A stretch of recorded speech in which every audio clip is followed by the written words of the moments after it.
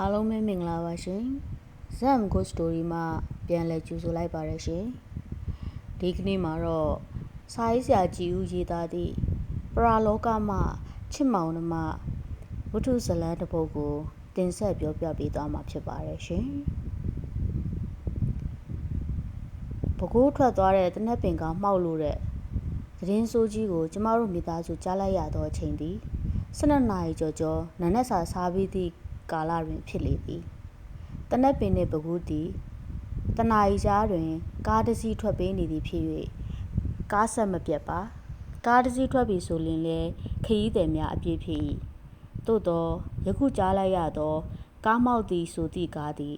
ကျမ၏မမလေးနှင့်မောင်လေးတို့လိုက်ပါသွားကြသည့်ကားများဖြစ်နေသလားဟုထင်ရန်အကြောင်းများစွာရှိနေပါသည်မမတို့လိုက်သွားသည့်ကားဟုတ်မဟုတ်သိရှိနိုင်ရန်အတွက်တနက်ပင်ကားကဲ့သို့သွားရောက်စုံစမ်းမှဖြစ်မည်ဟုခြေလမ်းပြင်စဉ်မက်ကြီးဝင်းတို့လိုက်သွားတဲ့ကားဘော်ဘီယိုးတရားမှာမှောက်သွားတယ်အဲ့ဒါလိုက်သွားကြည့်ရအောင်အိမ်သားမမိတ်ဆွေရလာခေါ်သည်သူသည်လည်းသူ့ညီဖြစ်သူရန်ကုန်သို့သွားရန်ထိုကားနှင့်လိုက်သွားသည်ဟုဆိုသည်ထို့ကြောင့်အမေနှင့်ကျမသည်ကားမောက်သည်ဆိုသောနေရာသို့လိုက်သွားကြ၏တနက်ပင်မှပဲကိုးသို့သွားလျင်ပဲခူးမြို့အဝင်ကားလမ်းမကြီး၏လက်ဝဲဘက်ရှိကုန်းမြင့်ပေါ်တွင်စိတ်တက်ဖျားဟုခေါ်သည့်ဇေဒီတော်တဆူရှိပါသည်ထိုဇေဒီတော်နာသို့မရောက်မီတစ်ဖာလုံးအကွာလောက်တွင်ဘော်ဘီယိုးတရားဟူ၍ရှိလေသည်ယခုကားမောက်သည့်နေရာသည်ထိုတရားအလွန်ဇေဒီတော်အနီးသို့မရောက်တယောက်နေရာတွင်မှောက်သွားခြင်းဖြစ်၏ထိုနေရာသို့ကျမတို့ရောက်သွားလျင်ရဲအချို့နှင့်ရက်ွက်ဆိုင်ရာလူကြီးတချို့အရင်ဆုံးမြင်လိုက်ရသည်ကားမောက်သည့်နေ့သည်တော်တလင်းလာဆန်းဖြစ်သည့်အပြင်အချိန်ကလည်းကျမတို့သားမိရောက်သွားသောအချိန်သည်တနာရီကျော်ရှိနေပြီဖြစ်၍နေအလွန်ပူပြင်းသောအချိန်လည်းဖြစ်လေသည်အမေသည်ထိုနေရာသို့ရောက်သည်နှင့်လူအုပ်ကြားထဲသို့အတွင်းတိုးဝေကကျမသမီးနှင့်သားဘာဖြစ်သွားလဲယင်ဘာဖြစ်သွားလဲဟိုဒီကြည့်ရင်မီးနေပါသည်ရဲများကဒဏ်ရာအနှဲငယ်စီရထားသူတို့ချို့ကိုပဲခူးစေးရုံသို့ပို့ရန်စီစဉ်နေကြအသက်မရှိတော့ပြီဖြစ်သောကျမ၏မမနှင့်မောင်လေး၏ကိုယ်တွင်မိသည့်ဒဏ်ရာရရှိထားသည်ကိုသိရန်စစ်ဆေးလျက်ရှိနေကြပါ၏မောင်လေးမှာပူးပဲ့နေသောဒဏ်ရာအနှဲငယ်လောက်ရှိပါသည်မမမှာတော့မိသည့်ဒဏ်ရာများမရှိပါအိပ်ပျော်နေသည်ကဲ့သို့မျက်လုံးများမေးလျက်ပြုံးမြောင်ရောင်ပင်ရှိနေလေသည်သို့သောကားတစ်စီးလုံးမှောက်ရာတွင်အပြင်လူနာ9 ဦးလောက်နှင့်လုံးဝဒဏ်ရာမရရှိသူက10 ယောက်ခန့်အသက်ဆုံးရှုံးသွားသူက2 ဦးဖြစ်နေသည့်အပြင်ဒဏ်ရာကိုလည်းလုံးဝရှာမရသောကြောင့်ဒဏ်ရာရှာဖွေရန်အတွက်ခွဲစိတ်အောင်မည်ဟုမမနှင့်မောင်လေးကိုဆေးရုံသို့တင်ပို့ရသည်ပြီးမှအလောင်းကိုပြန်မေးပါမည်ဟုပြောကြလျင်အမေသည်ကျမသမီးလေးနဲ့သားလေးကအိမ်ကထွက်သွားတော့ကရေလို့မောလို့ပျော်လို့ရွှင်လို့ကြည်စမ်းမအောင်အခုတော့တည်ပြီတဲ့အသက်မရှိတော့ဘူးတဲ့အမလီကျမမယုံနိုင်ဘူးဒီအဖြစ်ကကျမသားနဲ့သမီးကိုမှရွေးပြီးတည်အောင်လုပ်လိုက်ကြတဲ့အဖြစ်ပဲကန်ဆိုးလိုက်တာသားနဲ့သမီးရဲ့အမေပါလိုက်ခဲ့မယ်ကွယ်မြေမက်ပရာမြေလူတကယ်သို့ကားလမ်းဘေးတွင်လှိမ့်နေပါတော့သည်ကားမှာလည်းဆက်အချိန်နေရမိတို့မြချုံချက်မရှိပါဟုဆိုသည်ကားလမ်းကလည်းချိုးမွေးပြေပြသောလမ်းဖြစ်ပါသည်ဤခီးဤလမ်းတွင်ဤသို့သောတစ်ချိန်တစ်ခါမျှမဖြစ်ခူးခဲ့ပါကားမောင်းသူကလည်းဤခီးဤလမ်းတွင်သွာလာနေသည်မှာနှစ်ပေါင်းမနေတော့ပါကားသည်မောင်းလာရင်းဖြင့်မှောက်သည့်နေရာသို့အရောက်တွင်ဆွဲယူမှောက်ချလိုက်တဲ့ကဲ့သို့အသာအရာဖြင့်ကားပင်အားလုံးအပေါ်သို့ထောင်ကမှောက်သွားသည်နီးနားမှရောက်လာသည့်လူများ၏အင်အားဖြင့်ကားကိုမထုတ်ဆွဲလန်လိုက်လျင်မမနှင့်မောင်လေးတို့ကအသက်မရှိတော့ပြီမိမိတို့ဘေးမှထိုင်လာသူအလဲကုံမှလိုက်လာသူများစသည်များမှာပွန်းပဲ့ရုံမှတပါမိသည့်ဒဏ်ရာများမရကြပါမမတို့သာကန်ဆိုးကြလေခြင်းထိုနေ့ကမမသည်ပဲခူးစည်းကြီးသို့သူဆက်ချုပ်ရာမှလိုအပ်သည့်အချီလုံးနှင့်ကျဲသီးများကိုတွားဝယ်ခြင်းဖြစ်၏မောင်လေးသည်အားကစားသမားတစ်ယောက်ဖြစ်ခါဘောလုံးကစားခြင်းကိုအလွန်ဝါသနာပါသည် ထို့ကြောင့်တနတ်ပင်မြို့နယ်၏အကောင်းဆုံးဂိုးသမားဖြစ်လာလျင်သူအလွန်ကုန်ယူသည်ပျော်လို့မဆုံးအောင်ရှိနေသည်ပဲခူးတိုင်းအားကမှလည်းသူ့ကိုတွေ့လိုသည်ဟုအကြောင်းကြားသည်တိုက်တိုက်ဆိုင်ဆိုင်ပဲခူးတိုင်းအားကယုံတို့မောင်လေးသွားရမည့်နေ့တွင်မမကလည်းပဲခူးသို့ဈေးဝယ်လိုက်ခဲ့မည်ဟုဆိုကာအိမ်မှာနက်နက်စာထမင်းကိုမောင်နှမနှစ်ယောက်မင်းမင်းရှက်ရှက်စားတော့ကြပြီးအထူထွက်သွားကြခြင်းဖြစ်၏အော်အခုတော့နှစ်ယောက်စလုံးတေကုန်ကြပြီတဲ့လားမယုံချင်းစရာလက်မခံချင်းစရာဖြစ်ပါတော့လေကျမတို့မှလက်ခံလိုက်ရပါပြီယုံကြည်လိုက်ရပါပြီမျက်စိတမဲလျက်တစ်ပြက်အတွင်းလက်တစ်ဖြစ်မျှသောအချိန်ကလေးမှာဘဝတစ်ခုဆုံးရှုံးသွားပါပြီလားဟုကျမမှာမှားများစွာပင်တန်ဝေကရရှိပါသည်ပို၍ထူးဆန်းအံ့ဩဖွယ်ကောင်းသည်မှာမမတို့နှစ်ဦးလုံးတွင်တင်ထိုင်လောက်သည့်တရားဟု၍တခုမျှမတွေ့ပါဟုသောပဲခူးစေယုံမှဆရာဝန်များ၏စိတ်မချက်ပင်ဖြစ်ပါလေ၏လူ20ကျော်လိုက်ပါသွားသည့်ဘတ်စကားကြီးမှောက်ရာတွင်မမတို့သာလျှင်တွေးထွက်တန်ယူမှုမရှိဘဲနှင့်ထူးဆန်းစွာပျောက်ဆုံးသွားကြသည်ထူးဆန်းစွာတည်ဆုံးသွားကြသည်ဒဏ်ရာပြင်းထန်ရရှိသူလည်းတယောက်မျှမရှိဟုသတင်းကြောင့်မမတို့ကွယ်လွန်ရပုံကိုကြားရသူတိုင်းကစိတ်ဝင်စားသည်တနာကြသည်သားနှင့်သမီးအရွယ်ကောင်းလေးတွေရုပ်ရည်ကလည်းမိသားစုတွင်အလှပဆုံးအချောမောဆုံးဖြစ်သည်ဟုနှမျောကြလေသည်အမေကိုလည်းများစွာစာနာကတနာကြသည်သူတို့မောင်နှမနှစ်ယောက်ကိုတနက်ပင်တုတ်တန်သို့အာသုဘတင်သောလှဲဖြင့်ရှင်းရှင်းနောက်ဆင့်ပို့ရသောမြင်ကွင်းကိုတွေ့ရသူတိုင်းကမျက်ရည်ဆိုသည်စိတ်ထိခိုက်စွာဖြင့်လိုက်ပို့ကြသည့်အာသုဘရှုပရိသတ်ကြီးမှလည်းတုတ်တန်တွင်ထိုင်စရာပင်မရှိတော့အောင်များပြားစီကားလွန်လာပါ၏အမေသည်လည်းစားမွေအိမ်မပြောသောဝေဒနာဖြင့်လူနာလုံးလုံးဖြစ်သွားရလေပြီကျမအဖေသည်လည်းငကိုကလေးကပင်ကျမ်းမာရေးကောင်းလာသည်မဟုတ်သောကြောင့်သားနှင့်သမီးအဖြစ်ကိုတိလိုက်ရသည့်အချိန်မှစကားတဲစီပြတ်သွားရှာတော့သည်မိသူကမှစကားမပြောတော့ဘဲဟိုရှာတီရှာဟိုကြည့်တီကြီးနှင့်စိတ်ထိခိုက်ပွေရာဖြစ်သွားလေသည်ထိုအချိန်1998ခုနှစ်နှင့်1988ခုနှစ်များတွင်ပြည်မြို့ကမ္ဘာရွှေရင်အေးဆရာတော်ကြီးဦးဝိဆာဗလာ၏တရားပွဲကိုတနက်ပင်ရှိ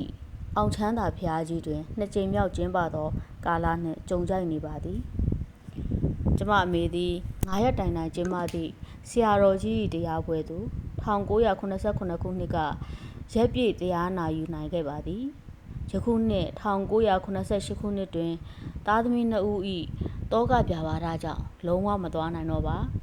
ကျမမောင်လေးနှင့်မမတို့ကွဲလွန်ကြပြီးနောက်12ရက်အကြာတွင်ဆရာတော်ကြီးဒုတိယအကြိမ်မြောက်တရားပွဲကျင်းပသည်နှင့်ဆုံနေပါသည်ထို့ကြောင့်နေ့ဝက်တစ်နေ့နေစွန်းစားမစားမီအချိန်တွင်ဆရာတော်ကြီးကအခေါ်လွတ်သည်ဟုအမေကိုလာခေါ်ကြပါသည်ကျမအတော်နှင့်အမေဆရာတော်ကြီးကိုဥသုံးတင်ချပြီးသည်နှင့်ဆရာတော်ကြီးကအမေကိုမိတ်လေသည်တကားမကြီးသမီးမဝင်းကြီးဖုန်းကြီးရှိရောက်လာတယ်သူကအမေကိုပြောဝေးပါလို့ရှောက်လိုက်တဲ့စကားဖုန်းကြီးမှာပါလာတယ်အဲ့ဒါပြောပြခြင်းလို့တကားမကြီးကိုအခေါ်လွတ်တာပဲအမေမျက်နှာဝင်းနဲ့ဖြစ်သွား၏မျက်လုံးများသည်လည်းအယောင်တောက်လာကစိတ်ထက်သန်သောအမူအရာနှင့်သမီးမဝင်းကြီးကိုပဲအရှင်ဖျားတွေ့ရလားတားမောင်ရွှေငင်းကိုမတွေ့ဘူးလားဖေ။လျှောက်သည်အမေသည်သမီး3ယောက်ကိုဆက်ရွရပြီးမှတား1ယောက်ကိုရလာခြင်းဖြစ်၏တဦးဒီသောတားထွေးလေးကိုမိသားစုထဲတွင်အချစ်ဆုံးအလိုလိုက်ဆုံးဖြစ်သောကြောင့်ဆရာတော်ကြီးနှင့်သူ့သားကိုပါတွေ့ဆုံစီစဉ်သည်ဆန္ဒရှိနေပါလိမ့်မည်မောင်ရွှေငင်းလဲပါလာတယ်သူတို့မောင်နှမအတူလာကြတယ်ဘုန်းကြီးကိုလည်းအတူကြော့ကြတာပဲဒါပေမဲ့မောင်ရွှေငင်းကဘာမှမမှာဘူးမဝင်းကြီးကပဲအမေကိုပြောပေးပါဖေရလို့မှားလိုက်တယ်တင်ပါဖေရမဝင်းကြီးကဘာတွေမှားလိုက်ပါလဲဖေရအမိန့်ရှိပါသူဆွဲကြိုးလုပ်ခဲ့တဲ့ရွှေပဒိန်ကိုငွေ150ကျပ်ပေးဖို့ရှိတာကိုပေးလိုက်ပါတဲ့ပြီးတော့သူ့အနှစ်သက်ဆုံးဖြစ်တဲ့အင်ဂျီနဲ့လုံစီတစ်စုံတက်တာထဲမှာရှိတာကိုလည်းယူထုတ်ပြီးလှူပေးပါတဲ့ဘာအယောင်ကိုမှားလိုက်တယ်လဲဖေတက္ကမကြီးသိပါတယ်တဲ့ဘဝအယောင်လားဖေဟုတ်တယ်မမဝင်းကြီးကကျမတို့ညီမ3ယောက်တွင်အသားအဖြူဆုံးဖြစ်သည်ထို ထို့ကြောင့်ပန်းပွင့်ကျဲကျဲကလေးတွေပတ်ထားသလိုဖြစ်နေသည့်အဝါနုရောင်အင်ကြီးကလေးနှင့်ကြောင်ချစ်လုံးချီအဝါရင်းရောင်ကိုတွဲဖက်ဝတ်ထားသည့်အခါမျိုးတွင်အလွန်ကြည့်ကောင်းသည်ထိုဝိဆုံကိုလည်းသူအနှစ်သက်ဆုံးဖြစ်သည်ကိုကျမတို့အားလုံးကသိထားသည်တင်မဖေဟာမှားလိုက်တဲ့အတိုင်းအားလုံးလုပ်ပေးမယ်လို့ပြောလိုက်ပါဖေဟာသူတို့ကဘယ်ဘဝကိုရောက်နေကြတာလဲဖေဟာတပည့်တော်မှသူတို့အတွက်ရက်လေစွန်အလှလို့တော့ကြနနစီစဉ်ပြီးအမျှပေးဝေခဲ့ပါတယ်သူတို့ကတာရုမခေါ်ကြဘူးလားဖေဟာအမေဒီတနာစရာဖြစ်နေပါသည်မျက်ရည်ကိုတုပ်လိုက်ရှိုက်ငူလိုက်ဆရာတော်ကြီးကိုရှောက်ထားလိုက်နေဖြစ်နေသည်မှာကြည့်နေသူကျမအတွက်ခြေကွဲပွေရာဖြစ်နေရပါ၏သူတို့နှစ်ယောက်ကဘွာဟောင်းကလာတာကွဘွာဟောင်းမှလည်းအခုဘွာလိုပဲပေါ့မောင်နှမနှစ်ယောက်ယောက်ျားလေးကအငယ်မိန်းကလေးကအကြီးတတဝါတွေဟာဒီလိုပဲဘဝအမျိုးမျိုးမှာကျင်လည်နေကြရတာအဲ့ဒါကိုကံပြစ်ချရမှာနေကြရတယ်လို့ဗုဒ္ဓဘာသာဝင်တိုင်းကယုံကြည်လက်ခံထားကြတယ်ဒကာမကြီးရဲ့သမီးနဲ့သားတို့အဖြစ်ကလည်းဒီအတိုင်းပဲပရလောကမှာမကြုံမလို့နိုင်ကြသေးတဲ့တတဝါတွေဟာများစွာရှိကြတယ်သူတို့ကံသူတို့အကြောင်းနဲ့နေကြရတာပဲဘုန်းကြီးတို့ကဒါကြောင့်မို့တတဝါတွေပရလောကတည်းကလွတ်မြောက်နိုင်လာကြဖို့အတွက်နှစ်စဉ်နှစ်တိုင်းအမျှပေးဝေနေကြရတာပဲအခုလဲသူတို့မောင်နှမဒီထဲမှာရှိနေကြတယ်ဘုန်းကြီးပြောနေတာတွေကိုနားထောင်နေကြတယ်ကွလိပ်ပြအဝါလေးနှစ်ကောင်သည်မကြီးမငယ်အရွယ်တူအဖြစ်ဖြင့်ကျမတို့ရှိနေကြသည့်အောင်ချမ်းသာဖျားတစောင်းကြီးတွင်ရှေးစင်းနောက်ဆင်လူလာတုံးကပြန်တန်းလျက်ရှိနေကြသည်ကိုတစောင်းထဲတွင်ရှိနေကြသူများမှာအားလုံးကမြင်ကြသည်ဖြစ်သောကြောင့်ထူးဆန်းအံ့ဩနေကြလေသည်ဤလိပ်ပြအဝါကလေးနှစ်ကောင်သည်မမတို့ကိုတုတ်တန်တို့ပို့ဆောင်ရန်အခါကလည်းမမတို့ရုပ်ကလပ်များကိုတည်ဆောင်လာသည့်လှဲနှက်စီးပေါ်တွင်ခောက်တော့ခောက်ပြန်ဝဲလိုက်ပါလာကြသည်ကိုသတိပြုမြင်တွေ့ခဲ့ကြရသည်ထို့ကြောင့်မမတို့နှစ်ယောက်၏လိပ်ပြဝိညာဉ်များဖြစ်လိမ့်မည်ဟုဤလိပ်ပြအဝါလေးနှစ်ကောင်ကိုထိုနေကြရပင်ထင်ကြီးပေးလာကြသူများသည်ယခုတဖန်ပြန်၍ဤလိပ်ပြကလေးများကိုထပ်မံတွေ့ရှိရသောအခါ၌ပို၍ပင်အံ့ဩထူးဆန်းစွာဖြစ်နေပါတော့သည်ပြီးတော့ဒကမာကြီးကိုမဝင်းချီကတောင်းပန်လိုက်သေးတယ်ဆရာတော်ကြီးကထပ်မံ၍အမိန့်ရှိပြန်တယ်ဘာကိုတောင်းပန်တာလဲဖေအမိန့်ရှိပါအော်တခြားမဟုတ်ဘူးအမေကိုသူလေးသက်မမာနဲ့ခံပြောမိတာတွေကိုခွင့်လွတ်ပါတဲ့အမေငိုပါတော့သည်ငိုရင်းနဲ့ပင်ခွင့်လွတ်ပါတယ်ဖေအားလုံးကိုတပည့်တော်ခွင့်လွတ်ပါတယ်အခုသူတို့တွေဗမာနေကြလဲဖေသိပြရစီသူတို့ကွယ်လွန်သွားကြတဲ့အနာကရွှေရထုတ်ဖေစိတ်တက်ဖေမှာနေကြတယ်မမသည်လူဘဝမှာများစွာနေပြောသေးသည့်အရွယ်28နှစ်သာရှိပါသေးသည်မောင်လေးအသက်က19နှစ်ဖြစ်၏အားကစားတွင်အထုံပါလာသူဖြစ်၍မောင်လေးသည်လည်းထောင်စဉ်တက်ကြွလှုပ်ရှားနေသူဖြစ်ပါ၏ယခုတော့မကျွတ်လွတ်သေးသည့်ပရလောကသားဘဝတွင်ပျော်ပိုက်သည်ဖြစ်စေမပျော်ပြသည်ဖြစ်စေနေကြရအောင်မည်တရားဝဲ9ရက်ကျင်းပပြီး၍ဆရာတော်ကြီးပြန်ကြွသွားသောအခါတွင်ဆရာတော်ကြီးကိုပို့သောကားနှင့်ကျမတို့သားမိလိုက်ပါလာသည်ရွှေရထုတ်ဖျားတွင်ဆရာတော်ကြီးစင်းကြွ၍မမနှင့်မောင်လေးကိုအမျှပေးဝေသည်စပယ်ပန်းများယူလာခဲ့ဟူသောအစီအစဉ်ကိုဆရာတော်ကြီးအမိန့်ရှိသောကြောင့်ကျမတို့လိုက်ပါလာကြခြင်းဖြစ်၏ဤဒီမှာလည်းထူးဆန်းဖွယ်ရာနှင့်ကြုံကြရပြန်ပါ၏ကားမောင်းလာသူသည်ရွှဲထုတ်ဖျားရှိတော်သို့ရောက်လျင်ကားကိုခိတ္တရက်မိဟူသောအစီအစဉ်ကိုသိထားပါတော့လဲတတိမိရောကရွှေအထုတ်ဖျားမှအနှဲငယ်လွန်သွားသည်အထိကားကိုဆက်၍ဘောင်းသွားမိလျင်ကားသည်သူ့အလိုလျောက်ရုပ်ချင်းရက်သွားသည်ထိုအခါမှချက်ချင်းတတိရသွားကကားမောင်းသူသည်ကားကိုနောက်ပြန်ဆုပ်ဝေးမိဟုဆိုမှဆက်ပြန်နှိုးရလေသည်ဖျားကုန်းကမမြင့်လာပါကြီးဇောင်းနှန်းလေကထစ်20လောက်သာရှိလေသည်ဖျားရင်ပြင်ပေါ်သို့ရောက်လျင်ဆရာတော်ကြီးသည်စပယ်ပန်းများကိုနှစ်စုခွဲ၍ဖျားရှိပန်းတင်ကုံပေါ်သို့တင်ထားလိုက်ကမဝင်းကျင်နဲ့မောင်ဆွေငိမ့်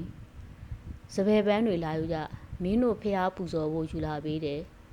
ဟုအတန်ကြဲကြဲနှင့်အမိန့်ရှိလိုက်ပြီးလျင်ဖျားတပတ်လှဲ့ကပူဇော်ရန်ထိုနေရာမှကြွတော်မူလာ၏ ကျွန်တော်တို့သားမိမှာကျမတို့သားမိမှာလဲဆရာတော်ကြီးကြွတော်မူရာနောက်သို့လိုက်ပါသွားရမှာကျမသည်မမနဲ့မောင်လေးကိုဟိုနေရာတွင်တွေ့ရနုနုဒီနေရာတွင်တွေ့ရနုနုဖြင့်ပတ်ဝန်းကျင်အနှံ့လှည့်ပတ်ကြည့်မိလေသည်သို့သောအရေးအယောင်တစ်ခုကိုမှမတွေ့ရပါဖျားတစ်ပတ်ပြည့်လှည့်လည်ပူဇော်ပြီး၍စတင်ထွက်ခွာလာသည့်ပန်းနေကုံရှိသို့ပြန်လည်ရောက်ရှိသောအခါ၌ဆရာတော်ကြီးထားခဲ့သည့်စပယ်ပန်းများကိုလုံးဝမတွေ့ရတော့ပါ၍ကျမတို့မှာအံ့ဩရသလိုမဝင်းကြီးတို့မောင်နှမပန်းတွေလာယူသွားကြပြီကိုဖျားကိုပူဇော်ကြမယ်ထင်ပါရဲ့ကွယ်တာရုတာရုတာရုဆရာတော်ကြီးစကားတန်ကိုပါကြားလိုက်ရပါ၏ယခုတော့ဖြင့်မမတို့ကွယ်လွန်သွားသည်မှာနှစ်ပေါင်း20ကျော်သွားပါပြီမမတို့ကွယ်လွန်ပြီးသည့်3နှစ်အလောက်အတွင်းနိုင်မှုမမဝင်စားသည်မောင်လေးဝင်စားသည်ဟုမကြာခဏကြားရတတ်သည်ဤသို့ကြားရတိုင်းလဲကျမအမေသည်ဆရာထထန်စွာသွားရောက်ကြည့်ရှုတတ်လေသည်ခိုင်လုံသောတရေသားကမတွေ့ရပါတော့လဲအမေသည်သူ့သားအမှန်ဝင်စားသည်လားဟုသောအမှတ်ဖြင့်3နှစ်နီးပါးအရွယ်ယောက်ျားလေးကိုနေ့တိုင်းအိမ်သို့ခေါ်လာကအလွမ်းဖြေတတ်ပါ၏အဖေသည်ဤစိတ်နှင့်ပဲမမတို့ကွယ်လွန်ပြီး4နှစ်ကျော်လောက်တွင်ကွယ်လွန်သွားရှာပါသည်ကျမအမေကမူဝိပဿနာတရားကိုမပြတ်အားထုတ်ရင်းဖြင့်ကံကုန်နေစိမှကွယ်လွန်သွားရပါသည်ကြံ့ရစ်ခဲ့သည့်ကျမနှင့်မမကြီးမှလည်းရွှေရင်အေးဆရာတော်ကြီးနှစ်စဉ်နှစ်ပိုင်းကျင်းပမယ်ဖြစ်သည့်မကျွတ်မလွတ်သူများအားရည်စူးလှူဒန်းသည့်ဘုံမာတက်ကဆွမ်းလောင်းပွဲကြီးသို့တော်တလင်းလာဆန်း9ရက်နေ့သို့ရောက်တိုင်း1989ခုနှစ်မှယခုနှစ်တိုင်သွားမြဲအမျှဝေမြဲလှူဒန်းဆဲဖြစ်ပါ၏ဆရာတော်ဘုရားကြီးရေးထိုးသားသည့်စာရင်းတွင်မကျွတ်လွတ်သူ18ဦးအနက်မှာမောင်လေးရွှေငိမ့်က4ဦးမြောက်မမဝင်းကြီးက9ဦးမြောက်အဖြစ်တရားနာလာရောက်နာယူရန်ဖိတ်ကြားထားသည်ကိုတွေ့ရပါ၏မမတို့အဖြစ်သည်ကျရင်သူမမကြီးနှင့်ကျမတို့အတွက်တရားတန်ဝေကဖြစ်ရပါလေ၏ထို့ကြောင့်တင့်အောင်စားမျှတအောင်နေကဝိပဿနာတရားမှတပါအားကိုရမရှိပြီဟုဤတရားကိုပဲအားထုတ်ကြိုးစားခဲ့ပါသည်စားသမျှမစင်ထားသမျှမသေးခင်ပြုသမျှကုသိုလ်ပင်ဟူသောသဘောဖြင့်တတ်နိုင်သမျှလှူဒန်းခဲ့ပါ၏ဖြစ်လေရဘဝများစွာတွင်လည်းမမနှင့်မောင်လေးတို့ကဲ့သို့ဘဝဆိုးကိုမမြင်ရမကြားရသည်ကိုဖြစ်ရပါလို၏ဟုဒါနပြုတိုင်းဆုတောင်းခဲ့ပါတော့သည်ဇလန်းလေးကတော့ဤနေရာတွင်အဆုံးသတ်သွားခဲ့ပါသည်ချိန်ပေး၍နားဆင်ကြသောပရိသတ်များအားလုံးကိုအထူးပင်ကျေးဇူးတင်ရှိပါသည်ရှင်